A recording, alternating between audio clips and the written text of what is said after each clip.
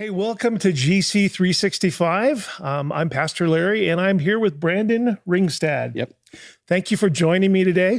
And it's a happy Friday to you. Friday, June 8th. We're on day 159 in our reading. Whoa. And so you've been reading right along with us. Yep. And Every day. and you said the first time you did it took 5 years, but Yeah. this you're going to make it this year. Yeah. In 1 year. First time I read the Bible, it took me 5 years to get through. And Awesome. then now I'm going to get through in a year. That is really good. Hey, we're in First Kings to start this day off, in chapter 3, verses 3 through 28. And this is really kind of a cool story, I think. It's about Solomon, and it kind of starts right off by saying that Solomon is a godly man. He's wanting to do everything he can to follow after God. So he actually, on one day, he offered 1,000 burnt offerings to God. That's a lot of oxen. Can you Or a lot of imagine? bulls? Yeah. Well, they offered different things. They offered birds and sheep and lambs and goats. The and thing all I that think stuff. of most is the first year bull. Yeah, Yeah. right. So anyway, he offers 1,000 of these burnt offerings, and that night, God comes to him in a dream, and I love what he said. He said, "Ask me whatever you want, Solomon, because of your godliness. Ask me whatever you want." And what would you have asked for? I don't know. I always ask for wisdom, which is funny because I've read this passage before. Whenever I'm going to work or dealing with people, I ask for wisdom just so that Jesus and God can show through so that I'm not taking the show. Right. Right. In fact, I shared with you earlier that when my first year of ministry, I prayed this prayer all the time. God, give me wisdom, help me, because this was all new to me, this whole ministry thing. And so it was one of my prayers that first year, especially, that God would give me wisdom. Then it said that Solomon said, God, you were faithful to my father David. And now I sit on the throne. And then his prayer was, I need wisdom. God, give me wisdom. And then I love what God did. It says, God said, because you've asked for wisdom, and you didn't ask for a long life, you didn't ask for wealth, you didn't ask even for protection from your enemies. Right. He said, I'm going to go ahead and give you everything you've asked for. I'm going to give you everything. Yeah, everything. Yeah. And the funny really cool. thing is, I was doing some research before we were here, and I found out that wisdom in Hebrew is not just knowledge, seeking knowledge, right? So I can't remember what the word is, but it basically means a physical practice or like skill. So you can have skill as well as knowledge. So I think of Solomon as like a handyman.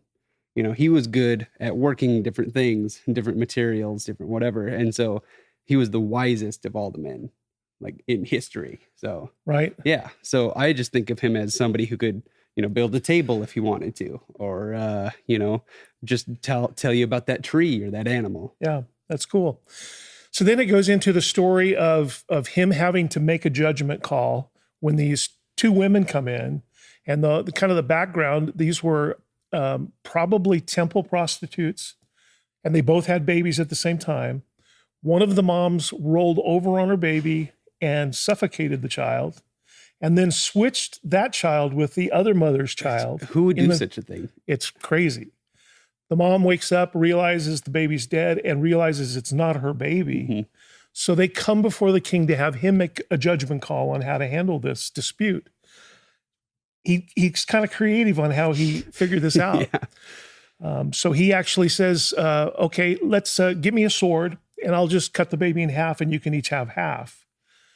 And of course, that's going to solve anything. The actual mom then says, no, don't harm the baby. Go ahead and give the baby to her, just so that her baby would survive. And King Solomon at that point knew who the mom was. Right. And that's not even a guarantee, because the other mom killed her kid on accident in 3 days. So there's no guarantee that this child would have lived. Right. Just crazy. So then we get into chapter 4 of First Kings, and it's kind of starts out by talking about, how many governors he had and all this stuff, all the people in his household, I guess. I know he had just a bunch of wives and concubines as well, like hundreds. So then it goes into the details of here's how much food they have every day. And we were talking earlier about how sometimes the numbers get a little bit monotonous, but they had 150 bushels of flour every day. I'm not exactly sure how big a bushel is, but 150 sounds like a lot. 300 bushels of meal. They would use 10 fattened oxen, Per day. 20 pasture-fed cattle, 100 sheep and goats, deers, gazelles, roe deer, and poultry, just to name a few. Right. That's that every day. It's just hard to imagine. That's ridiculous. Then it goes in to say What a that barbecue. yeah, and the people to prepare all that food, man, Right. it's just amazing. You take all day. Then he said he had 4,000 stalls and 12,000 horses. Yeah. So- In the little side note, it says 40,000 stalls. I don't know where the 4,000 and 40,000 difference comes from. That's pretty big. Yeah, it is. And then a 1,200 or 12,000 horses, which also translates into charioteers. Right. So you could have multiple horses per charioteer. It's pretty amazing. He was the wealthiest man in the world, and he wrote 3,000 proverbs and 1,005 songs. Exactly 1,005 songs, which seems very strange. That's crazy. Good songwriter, I guess. Right. Yeah.